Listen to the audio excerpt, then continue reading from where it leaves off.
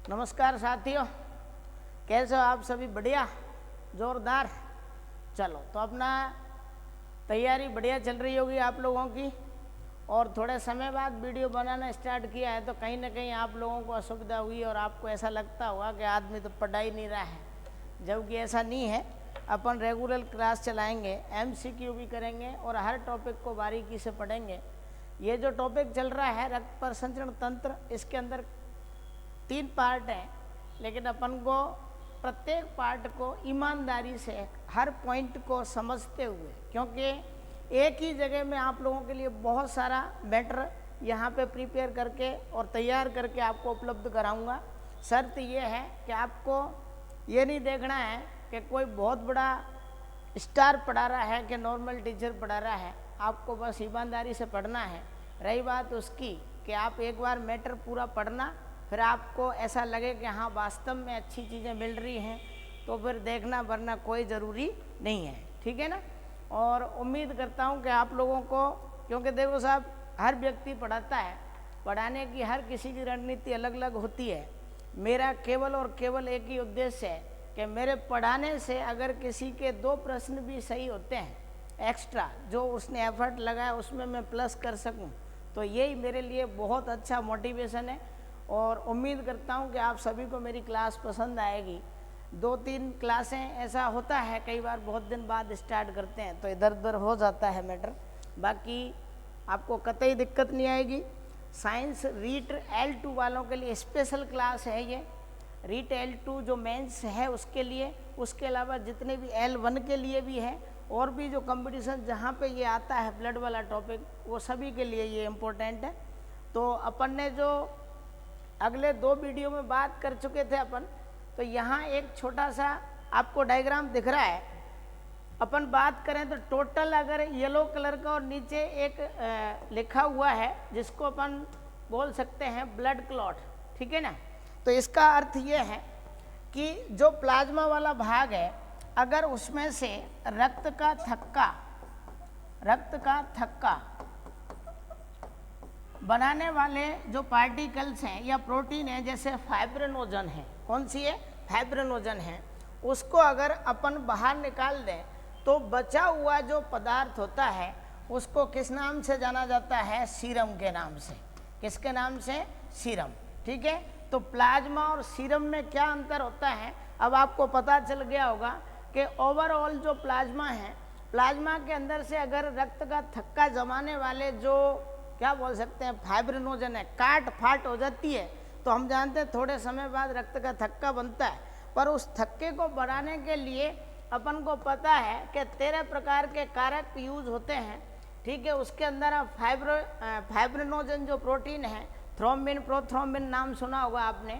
उसके साथ साथ एक तत्व भी होता है, कौन सा बताओ? कैल्शियम। और उसके साथ साथ एक विटामिन भी होती है, कौन सी? के। ये दोनों तीनों सभी चीज़ें मिलकर के अपन यूँ कह सकते हैं कि रक्त का क्या बनाते हैं? थक्का बनाते हैं। अगर रक्त के थक्का बनाने वाले पदार्थों को बाहर निकाल दिया जाए तो प्लाज्मा का जो बचा हुआ भाग होता है वही आपका क्या कहलाता है? सीरम कहलाता है। ठीक है?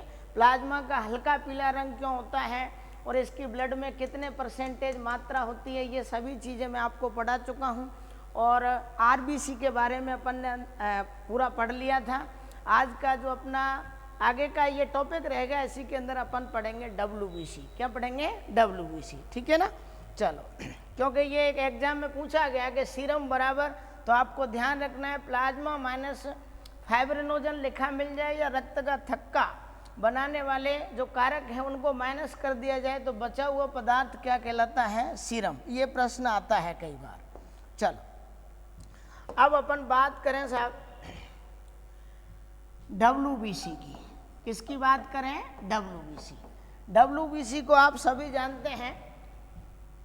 इसकी जब भी बात करें तो अपने शरीर के अंदर जो रोग प्रतिरोधक क्षमता है, WBC, वाइट ब्लड कार्पल्स, श्वेत रक्त रुद्राणु भी बोलते हैं, श्वेत रक्त बिंबाणु, कुछ कणिकाएं बोल देते हैं अपन। ठीक है ना?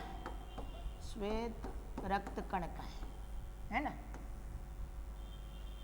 इनकी बात करें तो इनका जो मुख्य काम होता है वो हमारे शरीर की क्या करना बताओ, रक्षा करना, ठीक है ना।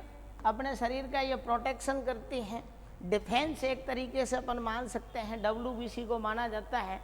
इसके और भी देखें कि जो अन्य नाम होते हैं, जैसे कि RBC के बारे में सुना तो वहाँ पे एरिथ्रोसाइट था, तो इसका जो नाम होता है वो होता है साहब कितना, क्या होता है, ल्यूकोसाइट। तो उपनाम के रूप में अपन देखें तो इसको किस नाम से जाना जाता है, ल्यूकोसाइट के नाम से। किसके नाम से जाना जाता है, ल्यूकोसाइट के नाम से, ठीक है। और दूसरी बात, इसकी जब बात करेंगे अपन संख्या की, तो जो संख्या है WBC की वो आपकी हो जाएगी 4000 से 11000 तक, ठीक है। कितने तक बताओ, 4000 से कितने तक है बताओ, 11000 तक है। तो इसका मतलब ये हुआ कि इसकी संख्या बहुत ज़्यादा नहीं है। संख्या भले ही ज़्यादा नहीं है, लेकिन इसकी जो जिम्मेदारी है वो एक अलग तरीके की है कि बाहर से जितने भी जो एंटीजन होते हैं या प्रतिजन हैं हमारे शरीर में क्या करते हैं, प्रवेश करते हैं। तो ऐसी स्थिति में उनसे हमारी सुरक्षा करने का जो काम करती है वो कौन करती है, WBC, ठीक है। WBC की अपन और भी बात करें कि साहब इसकी जो आयु होती है WBC की, तो आयु की बात करें तो कई जगह अलग अलग मिलता है, लेकिन आपको ध्यान रखना है कि कितनी होती है, 3 से 5 दिन। इसकी आयु कितनी होती है, 3 से 5 दिन, ठीक है।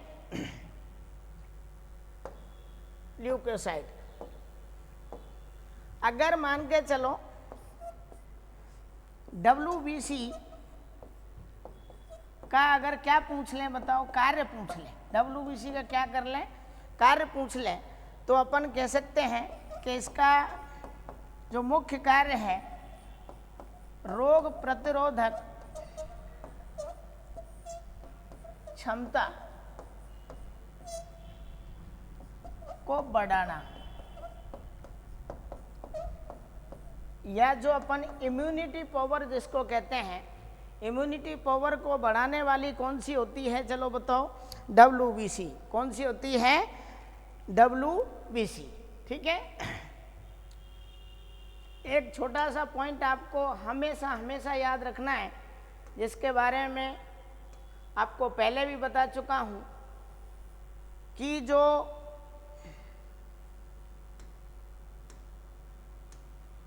आपकी WBC है, क्या है, WBC, और कौन सी है, RBC।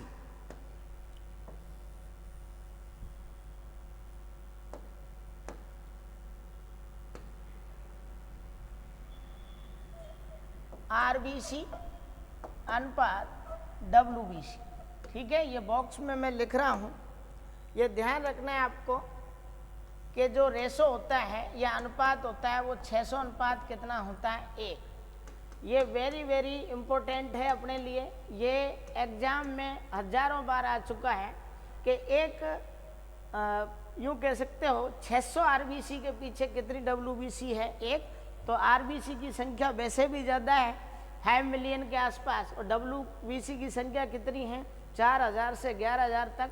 तो आपको इसके बारे में ध्यान रखना है कि ये जो रेशो होता है, अनुपात होता है, वो 600 अनुपात कितना होता है, 1, ठीक है साहब। अब अपन इस ल्यूकोसाइट को और क्या बोल सकते हैं, तो WBC को जब कभी भी बोलते हैं तो WBC को ब्लड का पुलिसमैन भी कहा जाता है, ब्लड का पुलिसमैन भी कहा जाता है। कहने का मतलब ये हमारे ब्लड के अंदर पाया जाता है, और ये जो एंटीजन होते हैं उनको पकड़ के उनकी क्या करता है, हत्या करता है या उनको पकड़ लेता है। तो अपन कह सकते हैं कि हमारे शरीर की सुरक्षा करती है, तो इसको ब्लड का क्या बोलते हैं, पुलिसमैन भी कहा जाता है। चलो, तो ये बात अपने को पहले नोट कर लेनी है, फटाफट से स्क्रीनशॉट ले लो इसका, फिर अपन और आगे बात करते हैं।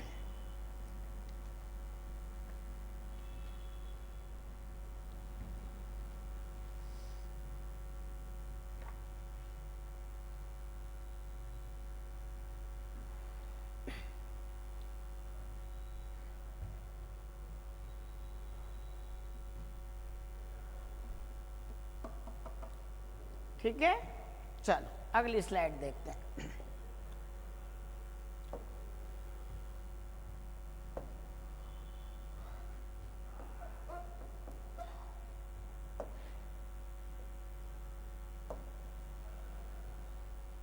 अगर मान के चलो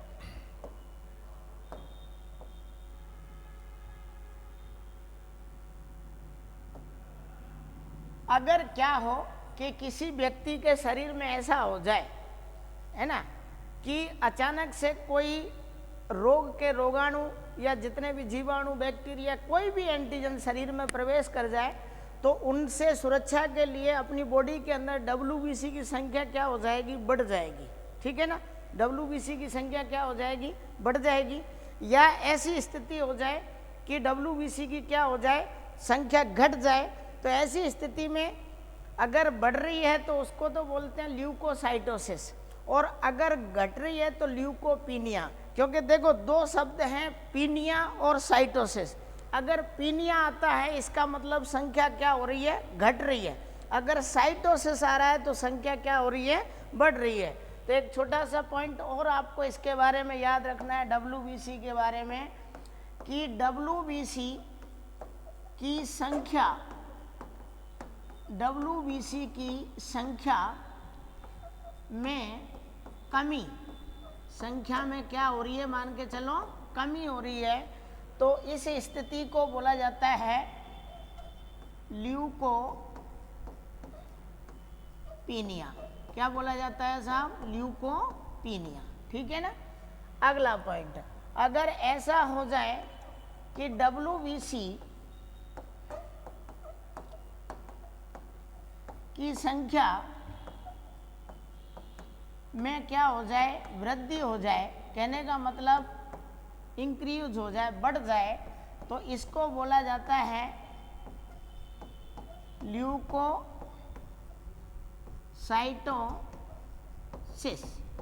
ठीक है, ल्यूकोसाइटोसिस। अब देखो यहाँ एक प्रश्न ये तो पता चल गया, अगर संख्या बढ़ रही है तो क्या बोलेंगे, ल्यूकोसाइटोसिस।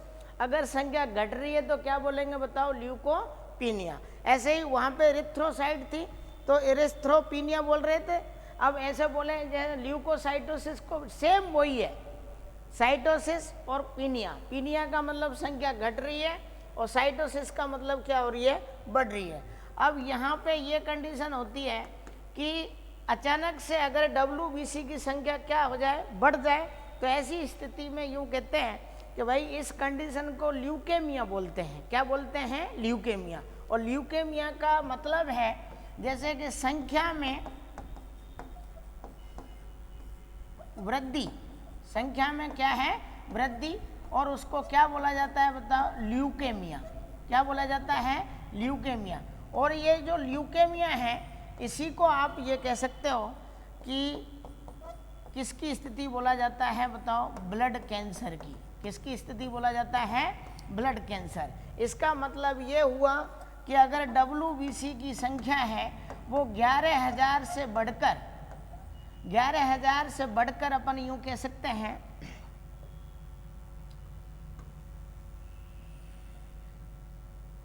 11,000 से बढ़कर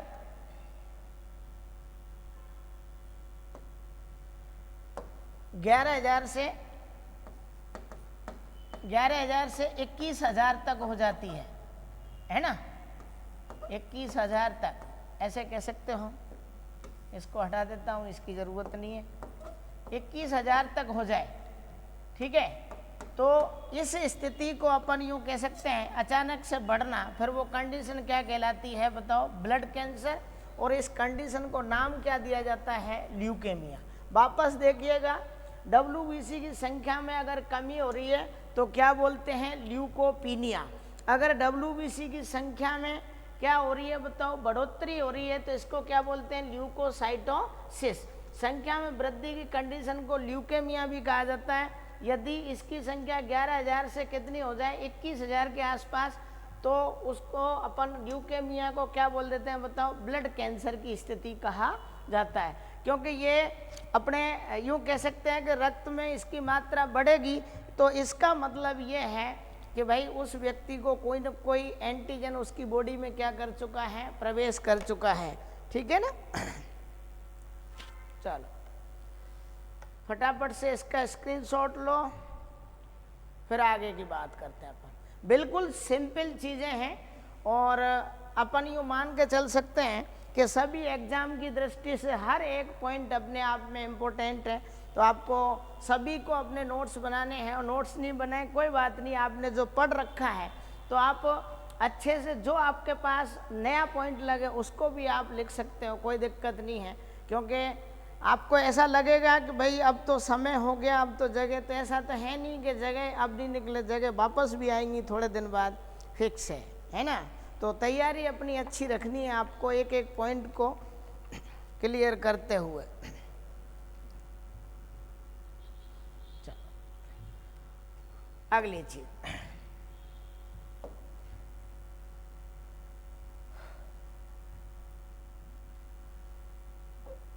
देखो डब्ल्यूबीसी के बारे में अपन देखें तो वास्तविकता में डब्ल्यूबीसी कितने प्रकार की होती है वो देखना है अपने को।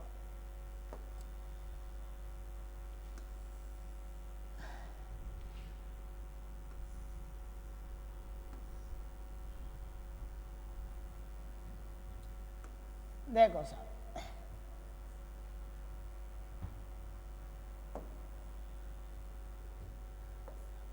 नंबर एक बात करें अपन,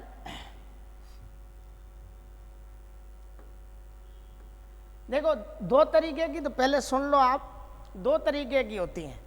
एक तो होती है ग्रेनुलोसाइट और एक होती है एग्रेनुलोसाइट, जिसमें कणिकामय और क्या बोलते हैं अकणिकामय, जिनके अंदर अपन यूँ कहेंगे टोटल हो जाएगी ये 5 प्रकार की। कितने प्रकार की? 5।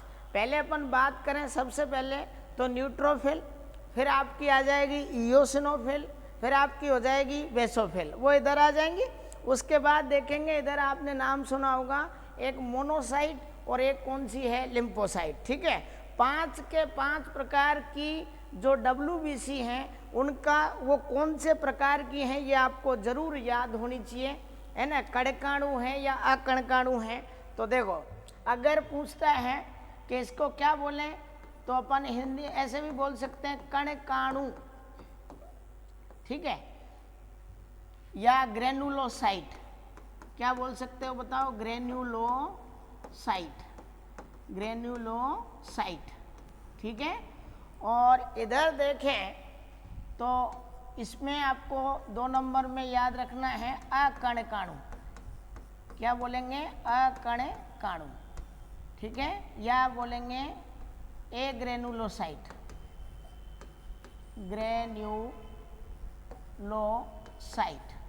एग्रेनुलोसाइट, ठीक है।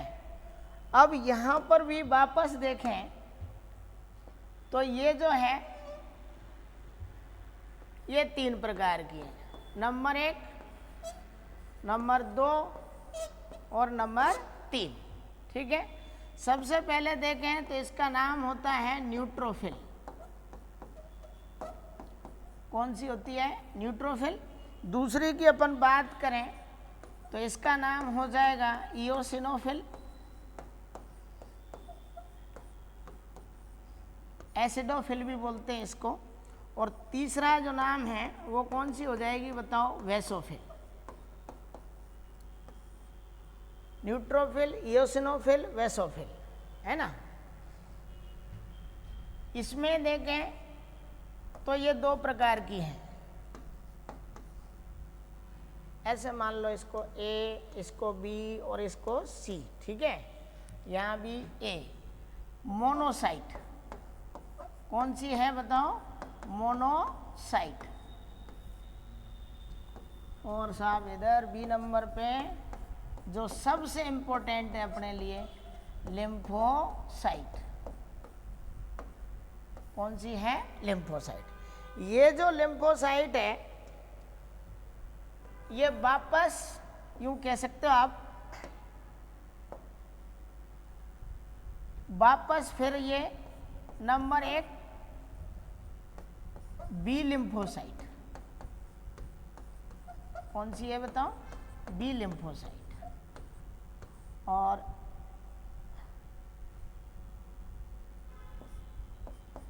सेकंड देखें टी लिम्फोसाइट।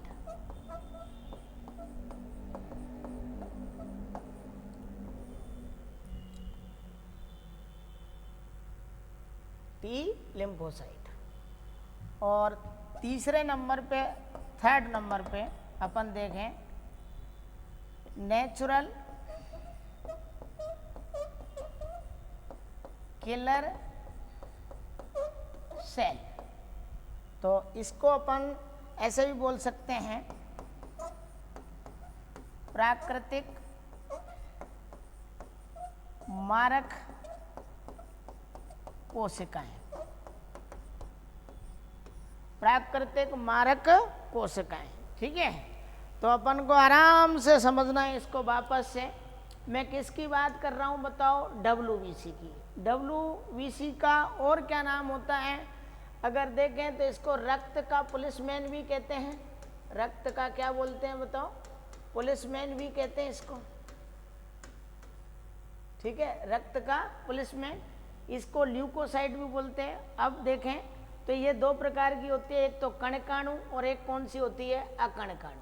कणकाणु के अंदर 3 प्रकार की हैं, न्यूट्रोफिल, इयोसिनोफिल और वेसोफिल। ठीक है, इधर देखें अकणकाणु के अंदर 2 टाइप की होती है, मोनोसाइट और क्या बोलते हैं? लिम्फोसाइट। आपको बराबर यहाँ पे ये समझना है कि ये जो न्यूट्रोफिल है ये ऐसी WBC होती है जो कि एसिड जो अभिरंजक है एसिडिक उनसे भी अभिरंजित हो जाती है, और बेसिक जो है क्षारीय अभिरंजक उनसे भी क्या हो जाती हैं? अभिरंजित। तो इसलिए इनको नाम क्या दे दिया बताओ? न्यूट्रोफिल। दूसरी आपकी कौन सी है? इयोसिनोफिल। तो इसका नाम आप एसिडोफिल भी लिख सकते हो। और क्या लिख सकते हो बताओ? एसिडोफिल। कहने का मतलब एसिड से ही पता चल रहा है कि ये अम्लीय अभिरंजकों से क्या हो जाती हैं? अभिरंजित हो जाती हैं। यहाँ पे देखें एक कौन सी है बताओ? बेसोफिल। तो ये कैसे अभिरंजकों से? क्षारीय अभिरंजकों से अभिरंजित हो जाती है। तो 3 नाम, इसको एसिड वो उदासीन मान लो, इसको एसिडिक अम्लीय मान लो, और इसको क्या मान लो? क्षारीय। तो ये तीनों के नाम याद हो जाएंगे। इधर देखें अकणकाणु में तो एक तो कौन सी है मोना मैडम? मोनोसाइट। कौन सी है बताओ? मोनोसाइट। एक कौन सी है फिर बताओ? लिम्फोसाइट। मोनोसाइट को अपन अभी देखेंगे, ये मैक्रोफेज फैगोसाइट प्रकृति की होती है और इसके बारे में अभी पढ़ेंगे। लिम्फोसाइट की बात करें तो 3 हो गई आपकी, बी लिम्फोसाइट, टी लिम्फोसाइट, और नेचुरल कौन सी हो गई? Killer cell. नेचुरल कौन सी हो गई बताओ? Killer cell. ठीक है, तो आप एक बार ये समझिए, ये स्क्रीनशॉट ले लो इसका, फिर आगे से इनको सभी को अपन सिंगल सिंगल देखते हैं। ठीक है, चलो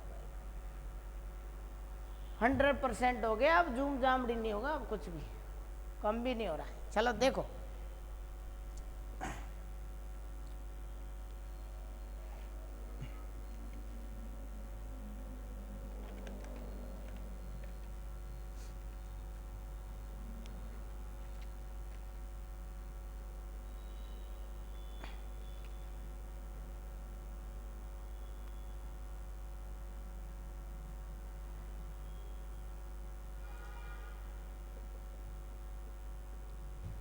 बढ़े आगे। चलो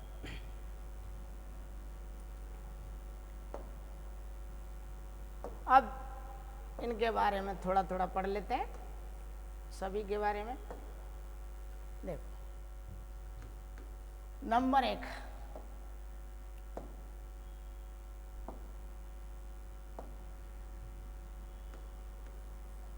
न्यूट्रोफिल। कौन सी फिल है बताओ? न्यूट्रोफिल। ले भाई, न्यूट्रोफिल। न्यूट्रोफिल की अपन जब भी बात करें तो ये अम्लीय प्लस क्षारीय है ना, दोनों अभिरंजकों से अभिरंजित हो जाती है। अभिरंजित हो जाती है। ठीक है, सबसे ज्यादा पाई जाती है, सबसे ज्यादा लगभग 62%। ठीक है, WBC में अपन यूँ कह सकते हैं सबसे ज़्यादा किसका प्रतिशत होता है, न्यूट्रोफिल का। इसकी जब भी अपन बात करें तो जैसे जो बैक्टीरिया वगैरह होते हैं, वायरस, ठीक है, या अन्य क्या लिख सकते हैं, रोगाणुओं को क्या कर देती है बताओ, नष्ट कर देती है। क्या कर देती है, नष्ट। ठीक है, उसके अलावा एक और आपको पता होना चाहिए इसके बारे में जो काफ़ी इम्पोर्टेंट है। आपने सुना होगा कि भ्रूण का परीक्षण गैर कानूनी है। कहने का मतलब छोरा हुआ कि छोरी होगी, ये बताना किसी डॉक्टर के लाइसेंस को रद्द करवा सकता है ना। लेकिन लोग तो मानते नहीं हैं, क्योंकि धारणा ऐसी है कि जानना चाहते हैं पर्दे के पीछे क्या है। तो पर्दे के पीछे कुछ है कि लड़की है कि लड़का, तो वो जब परीक्षण किया जाता है तो वो एक बार बॉडी नामक स्ट्रक्चर होती है जो किसके ऊपर पाई जाती है, न्यूट्रोफिल के ऊपर। ठीक है, और वो जो बार बॉडी है अगर वो प्रेजेंट है तो छोरा होगा कि छोरी होगी ये आराम से पता चल जाता है। बार बॉडी जो है वो केवल एक यूँ कह सकते हैं निष्क्रिय अवस्था में पाया जाने वाला एक्स क्रोमोसोम होता है या एक्स गुणसूत्र होता है जो बार बॉडी के रूप में उपस्थित होता है। और एक्स वो भी किसके अंदर पाया जाएगा, गर्ल्स के अंदर। अगर बार बॉडी उपस्थित है तो छोरी है या गर्ल्स है, अगर नहीं है तो इसका मतलब कौन होने वाला है या भ्रूण कैसा है, मेल है। तो मेल और फीमेल का जो परीक्षण किया जाता है वो किसकी सहायता से करते हैं, न्यूट्रोफिल से। तो आपको ध्यान रखना है कि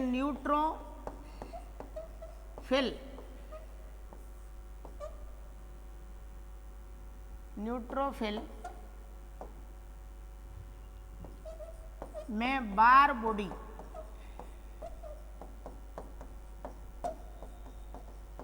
संरचना से भ्रूण एम्ब्रियो का परीक्षण करते हैं, ठीक है। और यहाँ लिख देता हूँ कि जो बार बॉडी है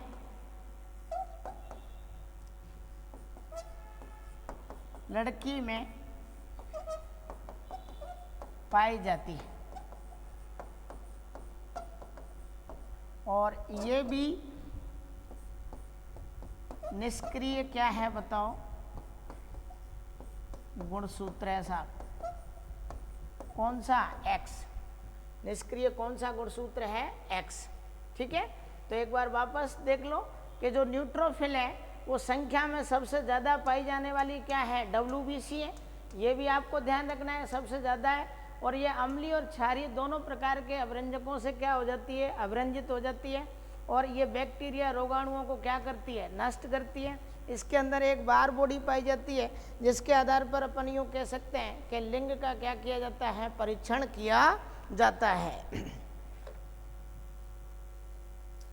फटाफट से इसका स्क्रीनशॉट लो, फिर अपन आगे बढ़ते हैं।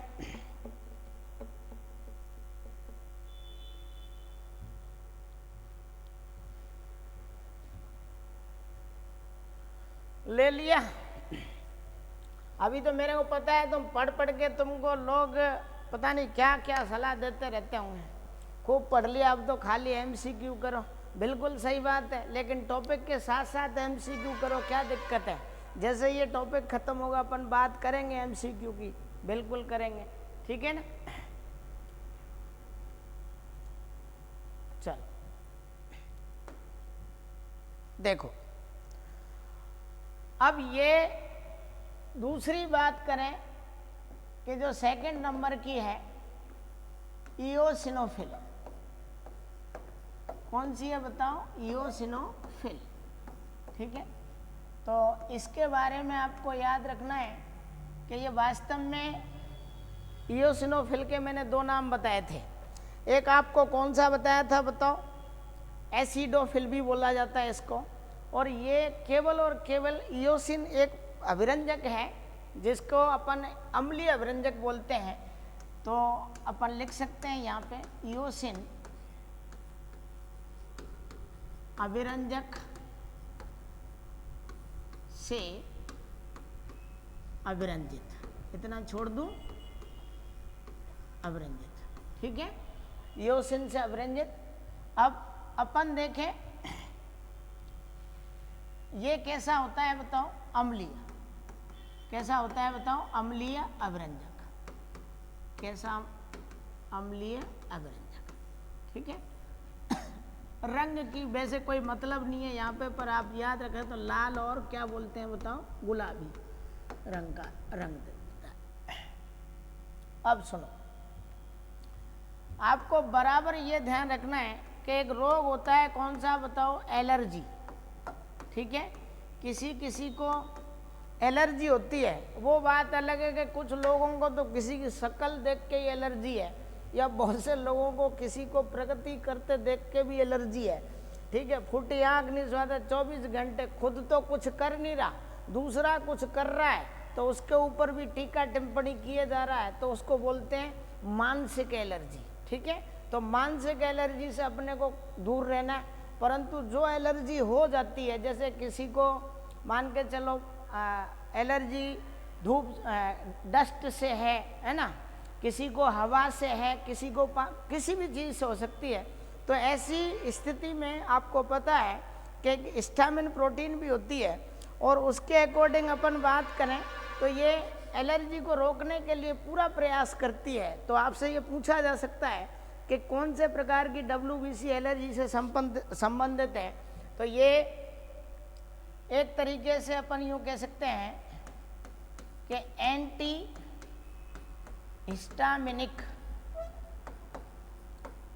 हिस्टामिनिक प्रकृति की है। कहने का मतलब ये एलर्जी के खिलाफ काम करती है। एलर्जी से हमारी क्या करती है? सुरक्षा करती है। तो वो कौन सी हो जाएगी बताओ? इओसिनोफिल। थर्ड नंबर की अपन बात करें ग्रेनुलोसाइड में, तो थर्ड कौन सी थी बताओ? बेसोफिल। कौन सी है? बेसोफिल। तो इसके बारे में आपको ये समझना है कि ये भी WBC है, और ये मिथाइलिन ब्लू एक अभिरंजक है।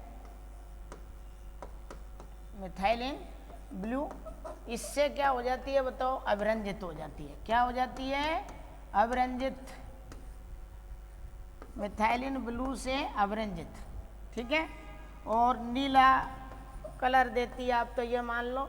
और ये भी हमारी रोगाणुओं से क्या करती है? सुरक्षा करती है। इसके बारे में बात करें तो ये 0.5% सबसे कम, सबसे क्या है बताओ? कम। और इसकी बात करें तो ये कितनी होती है बताओ? 2.5%। ये भी ध्यान रख लेना। लेकिन सबसे ज़्यादा कौन सी होती है? न्यूट्रोफिल। सर्वाधिक कौन सी होती है? न्यूट्रोफिल। तो इओसिनोफिल को देखें तो ये अम्लीय अभिरंजक से अभिरंजित हो जाती है लाल गुलाबी रंग में।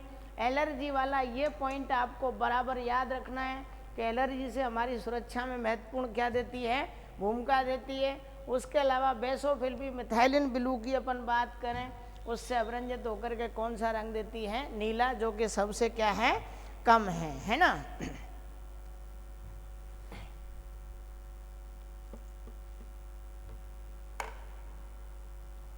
फटाफट से लीजिए, चलो स्क्रीनशॉट इसका।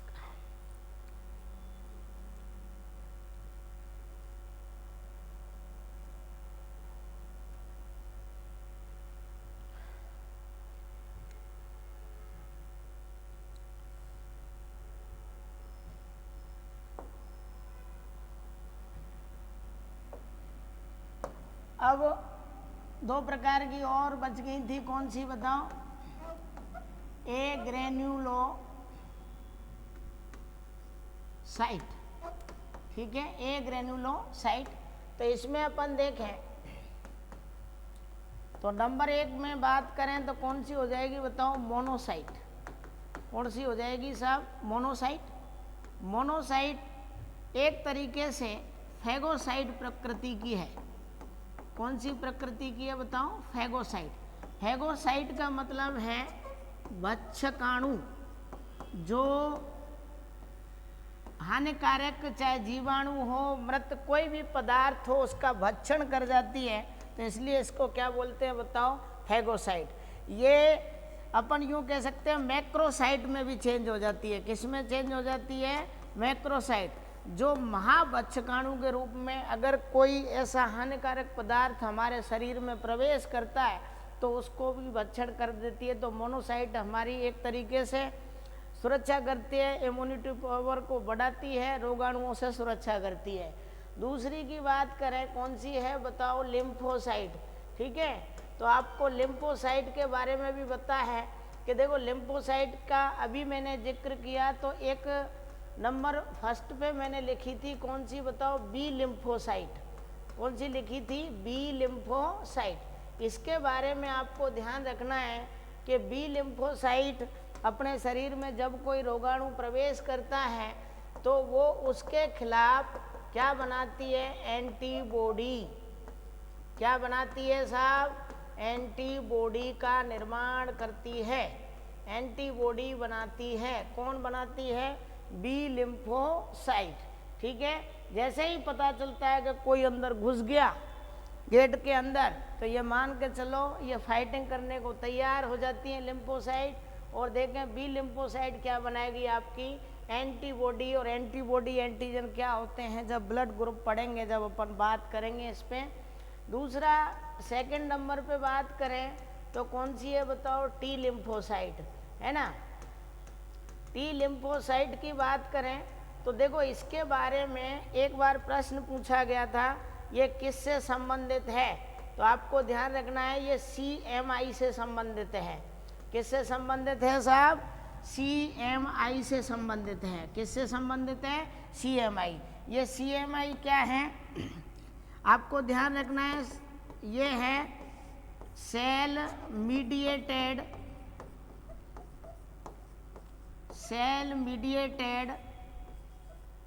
इम्यूनिटी। वापस बता रहा हूँ मैं, सुनिएगा आप कि जो टी लिम्फोसाइट है वो किस तरीके से काम करती है? CMI, cell mediated immunity. कहने का मतलब कोशिका के अंदर ये एक तरीके से उसकी इम्यूनिटी पावर बढ़ा के एंटीबॉडी के लिए सतर्क करके और ये उसकी क्या करती है? सुरक्षा करती है।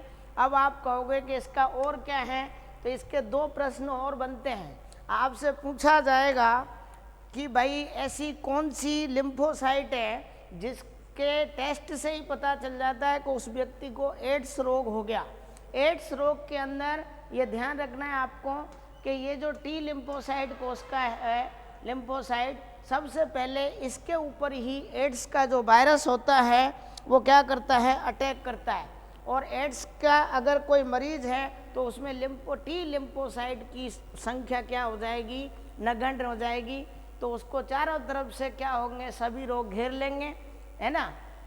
अगली बात, इससे एक प्रश्न ये आता है कि टी लिम्फोसाइट का प्रशिक्षण केंद्र कहाँ है?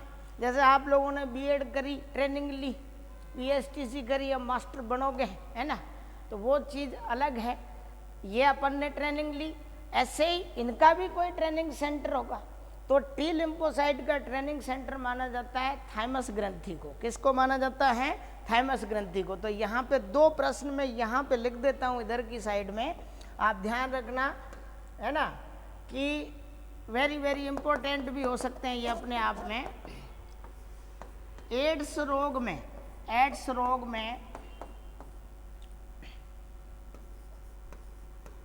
रोग में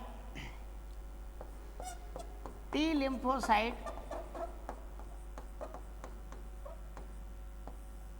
सर्वाधिक प्रभावित होती है।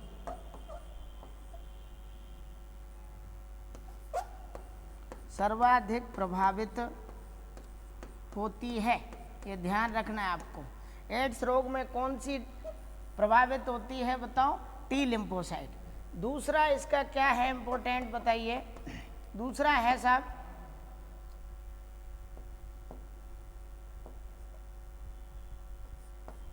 टी लिम्फोसाइट का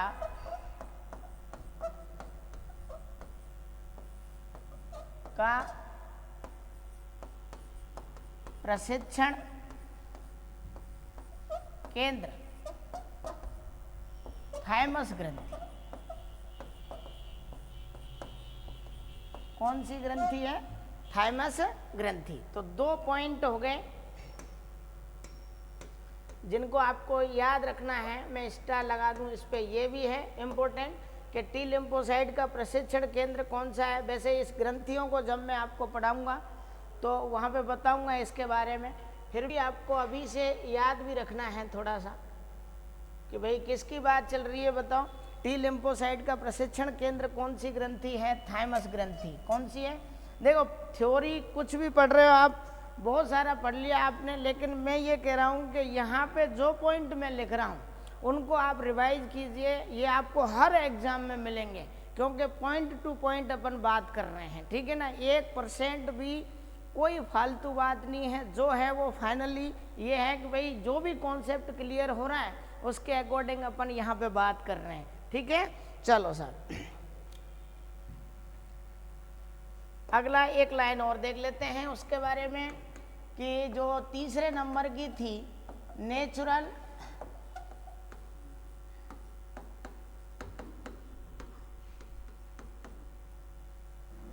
दस मिनट और सर, है ना। नेचुरल किलर सेल, इसको बोलते हैं प्राकृतिक मारक कोशिका। प्राकृतिक मारक कोशिका। तो ये भी अपन यूँ कह सकते हैं कि जो जीवाणु वगैरह होते हैं, जीवाणु हैं या रोगाणु कुछ भी कह दो आप, तो है ना, इनका ये क्या करती है बताओ? भक्षण कर लेती है। या इनको भी ये भी क्या करती है बताओ? नष्ट कर देती है। ये ध्यान रखना है, नष्ट कर देती है, ठीक है, या भक्षण कर देती है। कौन सी? Natural killer cell. तो ये भी लिम्फोसाइट का ही एक तरीके से क्या है? प्रकार है ना। अब अपन अगला जो इसमें WBC के यही हैं। WBC के टाइप्स के बाद अपन क्या पढ़ेंगे बताओ? बिंबाणु के बारे में पढ़ेंगे, है ना। बिंबाणु क्या होता है? बिंबाणु प्लेटिलेट्स होती है। आपने डेंगू रोग सुना होगा जिसके अंदर कई लोगों की डेथ भी हो जाती है क्योंकि वो अपन बोलते हैं देसी भाषा में फलाने की तो प्लेट गिर गई, तो वो प्लेट नहीं होती है, प्लेटिलेट्स होती है, ठीक है ना। उसके बारे में अपन देखेंगे। तो अगली स्लाइड ले लेते हैं, उसके लिए अपन देखो बिंबाणु। नाम क्या है साहब? बिंबाणु, है ना। बिंबाणु का अपन इंग्लिश में बात करें तो इसको क्या बोलते हैं? प्लेटिलेट्स। क्या बोलते हैं? प्लेटिलेट्स। प्लेटिलेट्स के अलावा इसका एक नाम और होता है थ्रोम्बोसाइट। कौन सी साइट? थ्रोम्बोसाइट, है ना, थ्रोम्बोसाइट। देखो साहब अब बात करें इसकी तो अपन जानते हैं, आपने सुना भी होगा कि रक्त का थक्का बनाने के लिए बिंबाणुओं की बहुत ज़रूरत है। बिंबाणु एक तरीके से हमारी इम्यूनिटी पावर तो जनरेट करते ही हैं, पर रक्त के थक्का बनाने में भी इनकी क्या है? महत्वपूर्ण भूमिका है।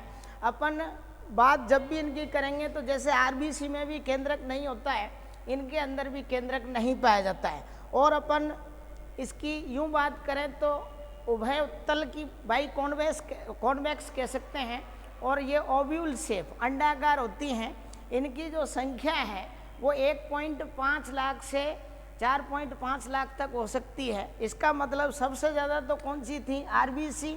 सेकेंड नंबर पे संख्या के रूप में कौन सी हो जाएगी? आपकी बिंबाणु हो जाएंगी। बिंबाणु को प्लेटिलेट्स बोलते हैं और थ्रोम्बोसाइट भी बोला जाता है, ठीक है ना। ये वर्क क्या करेंगी? तो रक्त का थक्का बनाने का काम करेगी। और इसका जो यूँ कह सकते हैं आयु काल होगा वो होता है आपका 7 से 10 दिन। कितना होता है? 7 से 10 दिन। तो मैं यहाँ लिख देता हूँ इसके बारे में कि इनका उपनाम क्या हो गया? चलो बताओ। उपनाम हो गया साहब थ्रोम्बोसाइट। कौन सी साइट? थ्रोम्बोसाइट, है ना। अब अपन बात करें बिंबाणु की कि इसकी संख्या कितनी होती है, तो आपको याद रखना है 1.5 से कितनी होती है बताओ? 4.5 लाख तक हो सकती है इसकी, ठीक है। अब बात करें कि इसका जो कार्य क्या होता है, तो कार्य ये जो ब्लड क्लॉटिंग होती है रक्त का थक्का बनाने में, किसका थक्का बनाने में बताओ? रक्त का थक्का बनाने में महत्वपूर्ण भूमिका निभाती हैं। उसके अलावा अगर इनकी आयु की बात करें कितने दिन में ये नष्ट हो जाती हैं, तो आपको याद रखना है इनकी जो वैलिडिटी है या आयु है वो कितने दिन है बताओ? 7 से 10 दिन तक रहती है। कितने दिन तक रहती है? 7 से 10 दिन तक रहती है ना। अब ये होने के बाद अगर कोई पूछता है कि भाई इसका निर्माण कहाँ होता है, तो आपको बिंबाणु के निर्माण की जब बात की जाए तो आपको बराबर बताना है कि साहब निर्माण होता है अस्थि मज्जा में। काय के अंदर होता है? अस्थि मज्जा। तो अस्थि मज्जा को क्या बोलते हैं? Wound marrow. वुंड मैरो के अंदर इसका क्या होता है? निर्माण होता है, ठीक है। एक बढ़िया वाला पॉइंट निकल के ये आता है, क्या आता है? चलो बताइए। मैं ही बताऊंगा, आता ही है। देखो लोडिंग चल रही है अभी,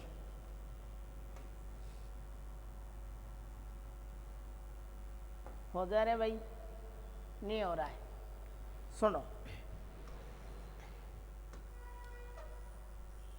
मैं यहाँ लिख देता हूँ कि अगर बात किसकी चल रही है बताओ? संख्या की। किसकी बात चल रही है बताओ? संख्या की। तो सबसे ज़्यादा जो संख्या होगी वो किसकी होगी बताओ? आरबीसी की।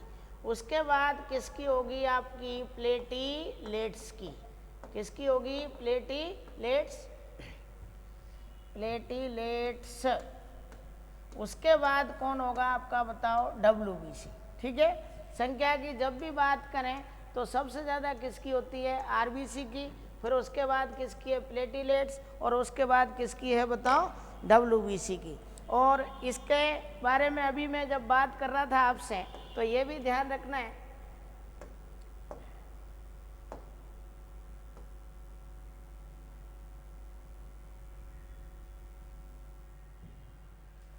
यहाँ लिख देता हूँ, उभयोत्तल। इसकी जो शेप होती है कैसी है? उभयोत्तल। और कैसी होती है बताओ? ये अंडाकार होती हैं। क्या होती हैं? अंडाकार। अगर किसी व्यक्ति को डेंगू रोग हो जाता है तो डेंगू रोग में इनकी क्या हो जाती है? कमी। डेंगू रोग में प्लेटीलेट्स की क्या हो जाती है? कमी। तो उस व्यक्ति के अंदर क्या नहीं होता बताओ? रक्त का थक्का नहीं बनता, और ब्लड बहने से मतलब नहीं बनता, और ब्लड बहने से उसकी क्या हो सकती है? मृत्यु, ठीक है सर। तो ये आपका कौन सा हो गया बताओ? बिंबाणु या प्लेटीलेट्स, थ्रोम्बोसाइट। उपनाम थ्रोम्बोसाइट हो गया। संख्या 1.5 से 4.5 लाख के आसपास। रक्त का थक्का बनाने में 7 से 10 दिन इसका आयु काल है। उभयोत्तल का मतलब बाई कॉन्वेक्स, ठीक है ना। अंग्रेजों तुम में से कुछ। ओव्यूल शेप का मतलब क्या है? अंडाकार, है ना। डेंगू रोग में इसकी क्या हो जाएगी? कमी। और ये भी बहुत ज़्यादा पूछा जाता है, इसको ध्यान रख लेना। संख्या के आधार पर आरबीसी सबसे ज़्यादा, उससे कम प्लेटीलेट्स, उससे कम कौन सी है? डब्ल्यूबीसी, ठीक है। बहुत बहुत धन्यवाद। अब कल मिलेंगे रक्त समूहों के साथ, ठीक है। रक्त के बारे में कुछ बातें जो मैंने आपको बताई, इनको आप हर हाल में याद रखना, और अपने आप से कहीं से भी आपको और जितने एफर्ट्स लगा सकते हो लगाइएगा। बहुत बहुत धन्यवाद, है ना।